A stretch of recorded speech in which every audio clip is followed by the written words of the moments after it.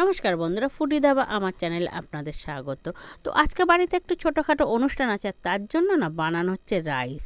তো শীতকাল মানে এই রাইসের ব্যাপারটা না মানে এসেই যায়। শীতকালে আমরা রাইসটা খেতে ভালোবাসি, আর শীতকালে সব কিছু সবজি অ্যাভেলেবেল থাকে।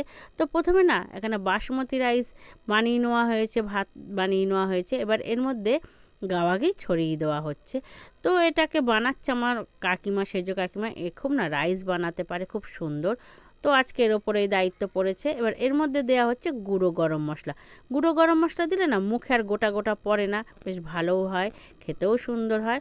আর এখানে বানানো হচ্ছে মিক্সড রাইস বানানোর জন্য এখানে সব সবজি না ভেজে নেওয়া হয়েছে, আর নেওয়া হয়েছে চিংড়ি মাছ, ডিম ভুজিয়া করে নেওয়া হয়েছে। চিকেনটা কিন্তু এতে দেওয়া হচ্ছে না, দিয়ে দেওয়া হয়েছে ভিজিয়ে রেখে দিয়েছিল কাজু আর কিশমিশ। সেটা উপর থেকে বেশ এক পারদ দিয়ে দেওয়া হলো। এক পরশ মানে ওপরে ছড়িয়ে দিয়েছে। দেওয়ার পরে আবার কিছুটা ভাত নিয়ে নেওয়া হয়েছে। আরে আমাদের বাড়ি তো 18-20 জন একসঙ্গেই আমরা খাই, সেজন্য না আমাদের সব কিছুই একটু বেশি বেশি আর বড় বড়। আপনারা মনে কিছু করবেন না, আমরা একটু বেশিও খাই, তো তার জন্য একটু বেশিও বানানো হচ্ছে। এখানে না আর একবার ভাত দিয়ে ওর উপরে ঘি ছড়িয়ে দিয়ে এবারে রাইসটাকে মানে ভালো করে মশলা টশলা দিয়ে নিয়েছে, নিয়ে ওর ওপরে ভেজিটেবলসও দিয়ে দিয়েছে। তো একার দ্বারাই তো হয়ে উঠছে না, ওই জন্য আর একজন একটু হেল্প করে দিচ্ছে দেখুন।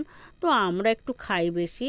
এর উপরে দিয়ে দেওয়া হচ্ছে আবার আর এক পুরো ভেজিটেবলস, চিকেন দিয়ে সব দিয়ে লাস্ট একদম সব কিছু ছড়িয়ে দিয়ে গরম মশলা টশলা দিয়ে বানিয়ে নেওয়া হয়েছে। দেখুন কত সুন্দর কালার এসছে রাইসটা।